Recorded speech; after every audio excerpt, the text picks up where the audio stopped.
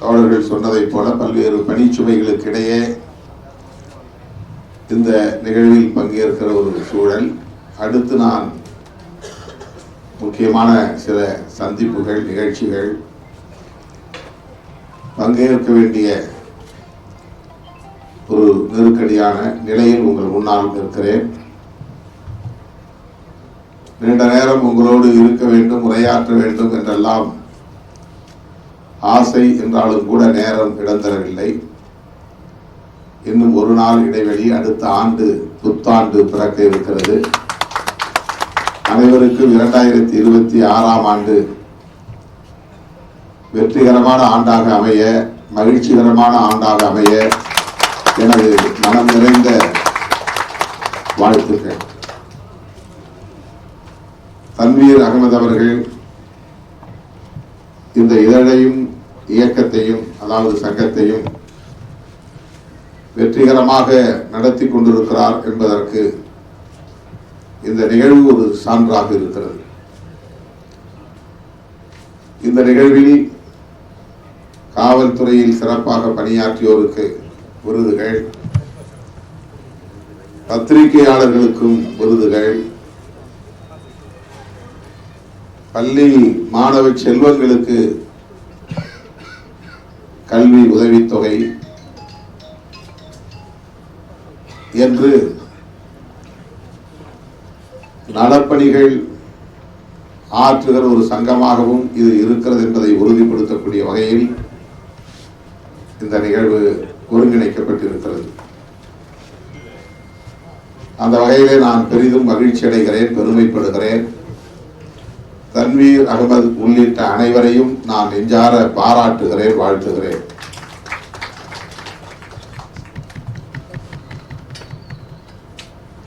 சமூக ஊடகம் என்கிற ஒரு புதிய தளம் ஊடக தளத்திலே உருவாகி இருக்கிறது. அது இன்றைக்கு எவ்வளவு பெரிய தாக்கத்தை ஏற்படுத்தி வருகிறது என்பதை நாம் அறிவோம். அது வளர்ச்சியடைந்து வருகிற இந்த காலச்சூழலில் பிரிண்ட் மீடியா என்கிற அச்சு ஊடகம் தாக்குப்பிடித்து நிற்குமா என்கிற கேள்வி எல்லோருக்கும் இருக்கிறது. ஆனாலும் கூட மீடியா காவலர் என்கிற ஒரு இதழை தொடங்கி ஓராண்டை வெற்றிகரமாக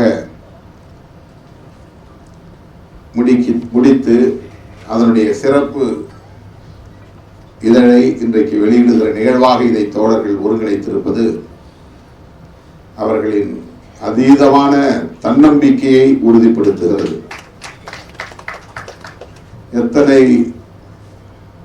வலிமை கொண்டதாக சமூக ஊடகம் இருந்தாலும் அச்சு ஊடகம், அதாவது பிரிண்ட் மீடியா, அதற்கான இடத்தை ஒருபோதும் இழந்து விடாது என்பதைத்தான் மீடியா காவலர் இதழை நடத்துவதன் மூலம் நீங்கள் உறுதிப்படுத்தி இருக்கிறீர்கள். சமூக ஊடகம் நாளுக்கு நாள் புதிய புதிய தொழில்நுட்பங்களில்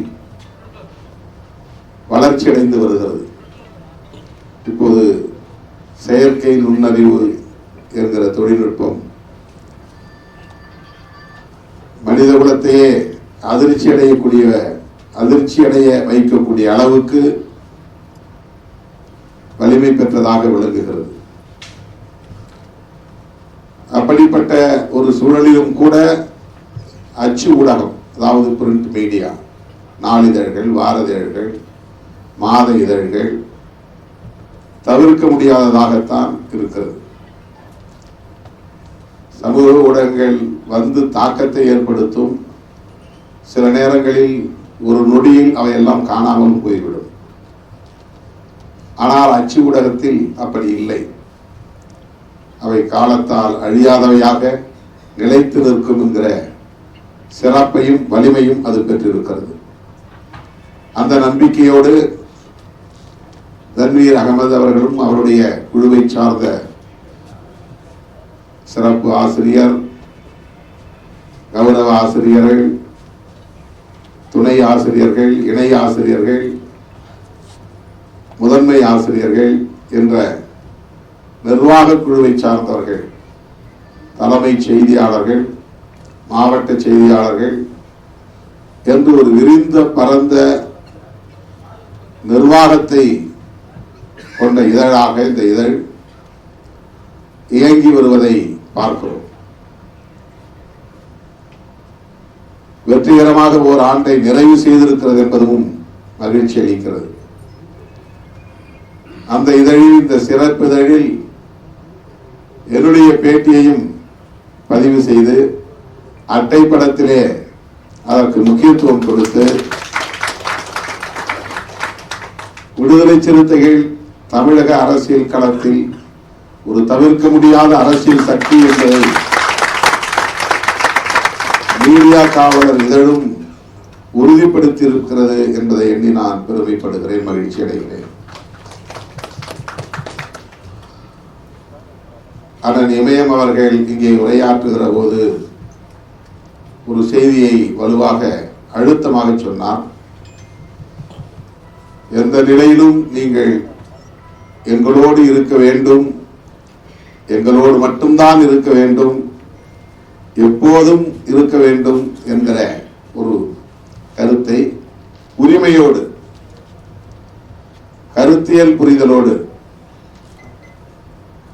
அழுத்தமாக வைத்தார். இது ஒரு கட்சி சார்பற்ற, அரசியல் சார்பற்ற ஒரு நிகழ்வுதான் என்றாலும் கூட இந்த நிகழ்வில் நம்முடைய முதலமைச்சர் அவர்களின் பணிகளை பாராட்டக்கூடிய வகையிலும், அவருக்கு களத்திலும் சரி, கருத்தியல் தளத்திலும் சரி உற்ற துணையாக இருக்கிற ஒரு இயக்கம் விடுதலை சிறுத்தைகள் கட்சி என்கிற முறையில தொகுத்து வழங்கிய கோபிநாத் அவர்களும் சரி, அண்ணன் இமயம் அவர்களும் சரி, அண்ணன் சூப்பா சோமு அவர்களும் சரி, இங்கே அந்த பார்வையில், அந்த கோணத்தில் கருத்துக்களை முன்வைத்தார்கள். அந்த கருத்தை நான் வரவேற்கவும் வழிமொழியவும் கடமைப்பட்டிருக்கிறேன். ஏனென்றால் வெறும் தேர்தல் கண்ணோட்டத்தோடு சொல்லப்பட்ட கருத்தாக அதை நான் பார்க்கவில்லை. வரவிருக்கிற 2026 சட்டமன்ற பொது தேர்தலில் இது பயனளிக்கும் என்கிற அடிப்படையில் சொல்லப்பட்ட கருத்தாக நான் பார்க்கவில்லை. அப்படியும் அவர் சொல்லவில்லை. நாம் எல்லோரும் பேசுகிற அரசியல் ஒரே கருத்தை அடிப்படையாக கொண்டதுதான். இடதுசாரி அரசியல், இடதுசாரி கருத்தியல் என்கிற பெரியாரிய, அம்பேத்கரிய, மார்க்சிய அரசியலை அடிப்படையாக கொண்டது. சமூக நீதியை அடிப்படையாக கொண்டது. வெவ்வேறு இயக்கங்களாக இருக்கலாம், வெவ்வேறு காலத்தில் தோன்றியவையாக இருக்கலாம். திராவிட முன்னேற்ற கழகத்தின் வயது பவள விழா கொண்டாடிய வயது 75 ஆண்டுகளை கடந்து விட்டது. கம்யூனிஸ்ட் கட்சிகள் 100 ஆண்டு கொண்டாட்டத்தையும் நடத்தி முடித்திருக்கிறார்கள். 100 ஆண்டு கண்ட ஒரு இயக்கம். காங்கிரஸ் அதையும் தாண்டிய பாரம்பரியம் கொண்ட ஒரு பேர் இயக்கம்.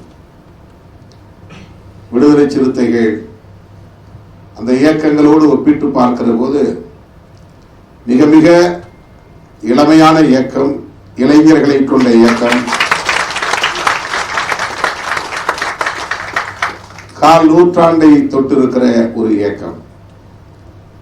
ஆனால் நாம் எல்லோரும் ஒத்த கருத்தின் அடிப்படையில், கருத்தியலின் அடிப்படையில் கைகோர்த்து நிற்கிறோம். எனக்கு தெரிந்து இந்திய அளவில் கருத்தியல் சார்ந்து ஒரு கூட்டணி இயங்குகிறது என்றால் அது தமிழ்நாட்டில் திமுக தலைமையிலான ஒரு கூட்டணி தான். இந்த கருத்தியலோடு இணங்கி போக முடியாதவர்கள் தான் வெளியே நிற்கிறார்கள். இந்த புரிதலை கொண்ட கட்சிகள் தான் இந்த கூட்டணியில் இடம்பெற்றிருக்கிறோம்.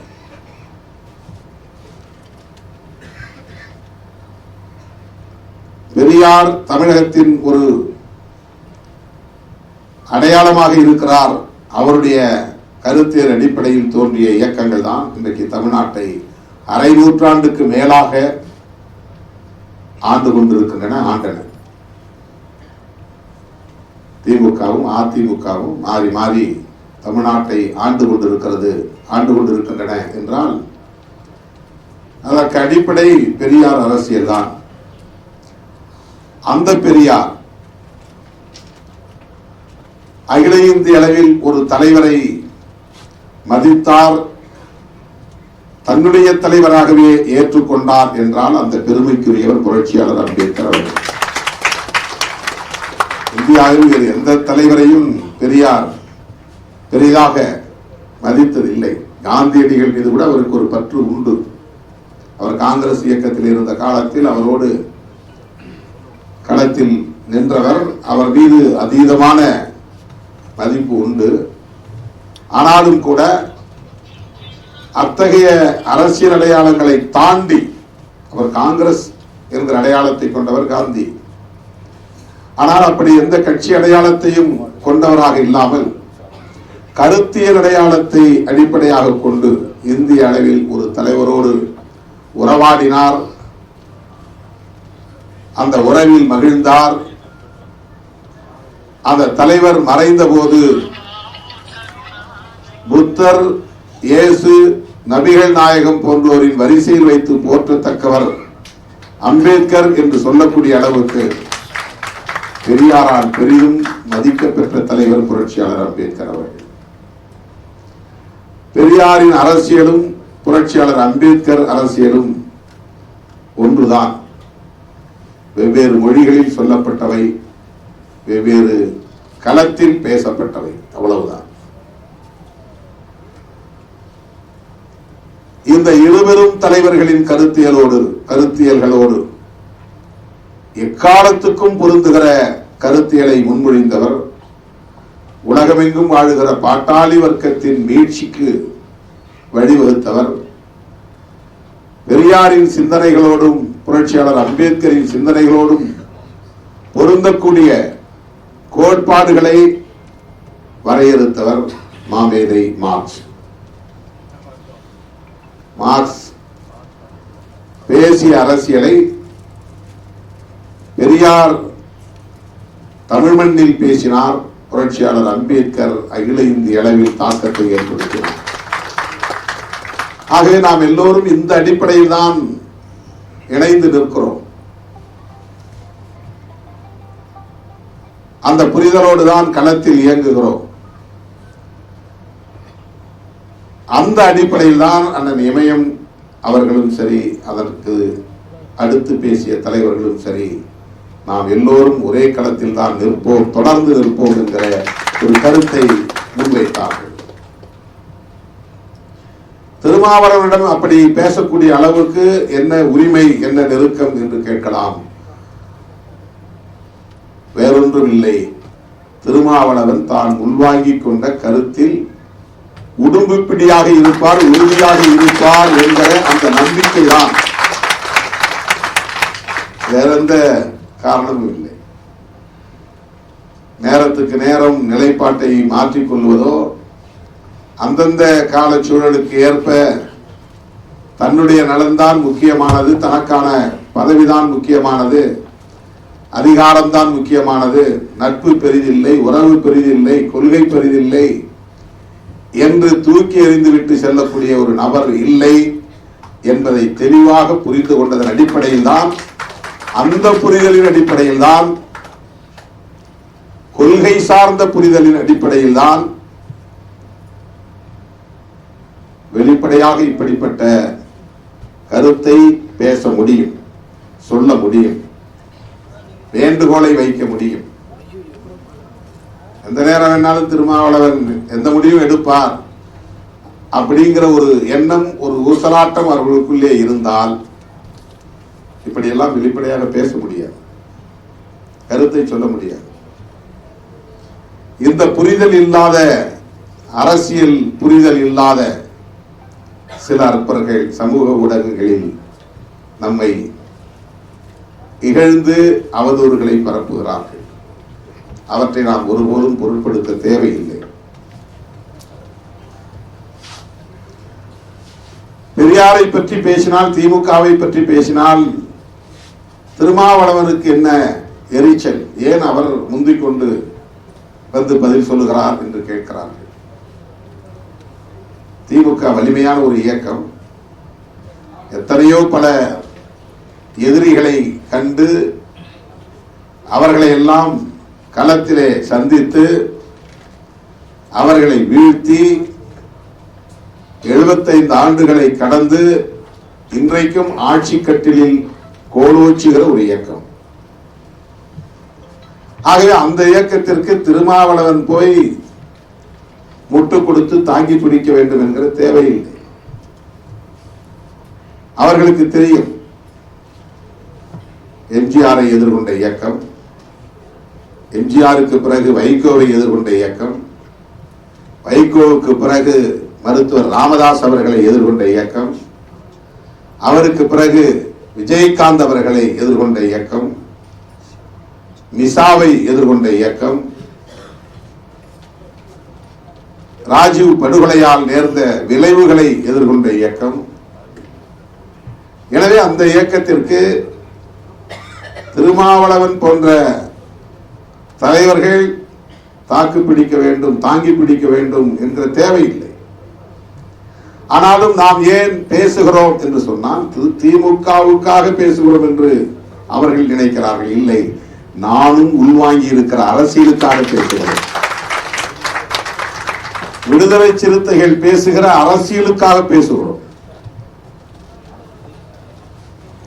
பெரியாரை இழித்து பழித்து பேசிய பிறகு அந்த அரசியலை தகர்ப்போம் என்று வரிந்து கட்டிக்கொண்டு பலரும் களமிறங்கிய நிலையில் அதுவெல்லாம் திமுகவுக்கு எதிரான நடவடிக்கை என்று எப்படி நாம் கண்டும் காணாமல் ஒதுங்கி போக முடியும், விலகி போக முடியும்? அது நாம் அனைவரும் பேசுகிற அரசியலுக்கு எதிரானது, ஆபத்தானது.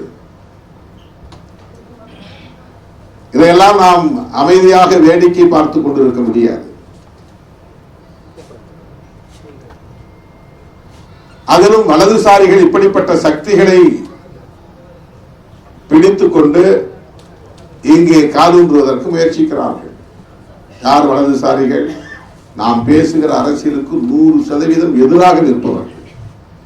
பெரியாரை ஏற்காதவர்கள், அம்பேத்கரின் கொள்கைகளை ஏற்காதவர்கள், மார்க்சியத்தை அறிந்து கொள்ளக்கூடிய அளவுக்கான ஆற்றல் இல்லாத கும்பல். மார்க்சியத்தை படிக்கிறதுக்கே கொஞ்சம் மூளை வேணும். அந்த மூளை இல்லாத கும்பலால் மார்க்சியத்தை புரிந்து கொள்ள முடியாது. வரலாற்று பொருள் முதல் வாதம் என்றால் என்ன என்று கேட்டால் அவர்களுக்கு தெரியாது. நீங்க அடங்கம் இருக்கிற கும்பலா என்று கேட்பார்கள், அவ்வளவுதான். சரக்கு மிடுக்கு கும்பலா என்று கேட்பார்கள். அதை தாண்டி அவர்களால் ஒன்றும் பேச தெரியாது. கருத்தியலை பேச தெரியாது, கொள்கை கோட்பாடுகளை பற்றி பேச தெரியாது. பொருள் முதல் வாதம் என்றால் என்னவென்று தெரியாது, கருத்து முதல் வாதம் என்றால் என்னவென்று தெரியாது. மார்க்சியத்தை படிப்பதற்கு அடிப்படையாக மக்களை நேசிக்கிற உள்ளம் வேண்டும். மக்களை நேசிக்கிறவர்களால் மட்டும்தான், பாட்டாளி வர்க்கத்தை புரிந்து கொள்ளக்கூடிய மக்களால் மட்டும்தான் மாமேதை மார்க்சின் சிந்தனைகளை, கோட்பாடுகளை முதலில் உள்வாங்கவே முடியும். அந்த சொற்களை உள்வாங்கிக் கொண்டு அதை புழக்கத்திற்கு கொண்டு வருவதற்கே ஒரு ஆற்றல் தேவை. அந்த தெளிவில்லாதவர்கள் வலதுசாரிகள் மார்க்சியத்தை ஏற்க மாட்டார்கள், பெரியாரியத்தை ஏற்க மாட்டார்கள், அம்பேத்கரியத்தை ஏற்க மாட்டார்கள்.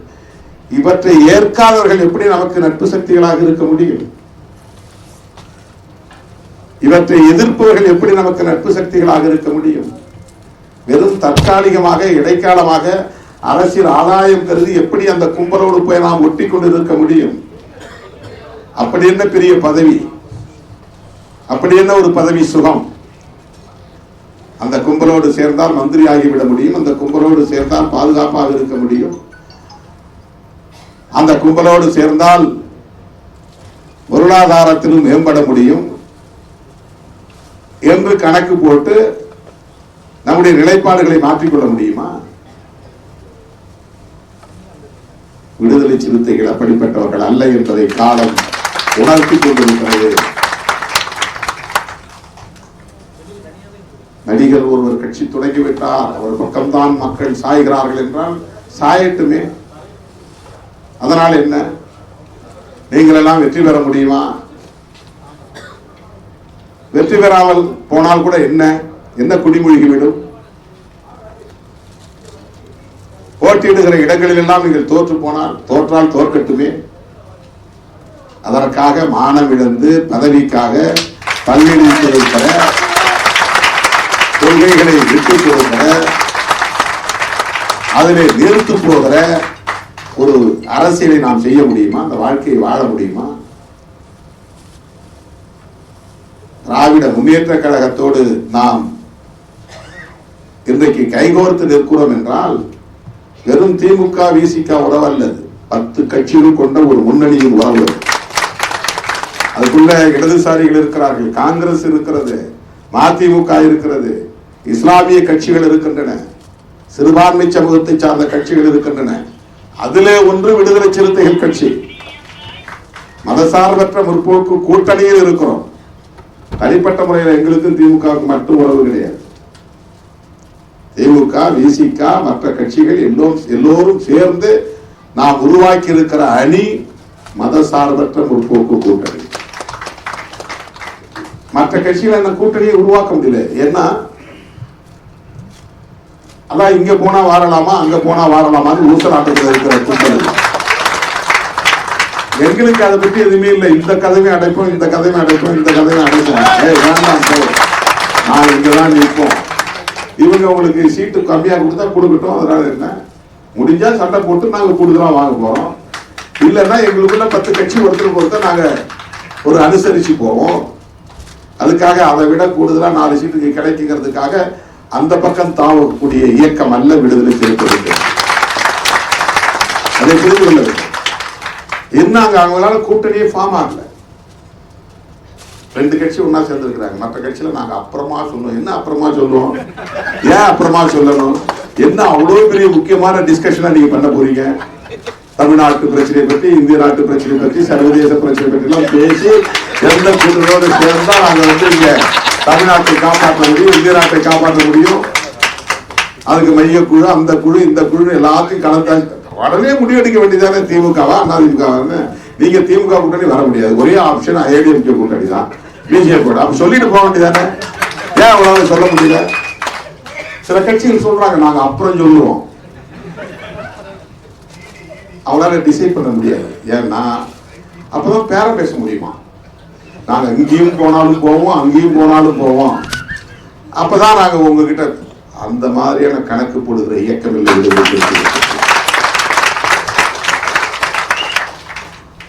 நாங்க டிபிக்கல் பொலிட்டிஷியன்ஸ் கிடையாது. நாங்க கொள்கை சார்ந்து இயங்குவதற்காகத்தான் அரசியல் களத்திலும் இருக்கிறோம். தேர்தல் அரசியல் களத்திலும் அதற்காகத்தான் இருக்கிறோம். அதற்காக தான் இருக்கு. இந்தியாவிலேயே தேர்தல் அரசியல் வேண்டாம் என்று பொது வாழ்க்கைக்கு வந்து 10 ஆண்டுகள் தேர்தல் புறக்கணிப்பில் ஈடுபட்ட இயக்கம் விடுதலை சிறுத்தைகள். கட்சியை தொடங்குவதே நான் தான் அடுத்த முதலமைச்சர் அப்படின்னு சொல்ற மாதிரி, எப்படியாவது அடுத்து ஒரு கட்சியோட கூட்டணியில சேர்ந்து ஒரு எம்எல்ஏ ஆயிடு நினைச்சு பொது வாழ்க்கைக்கு வரல திருமாவளவன்.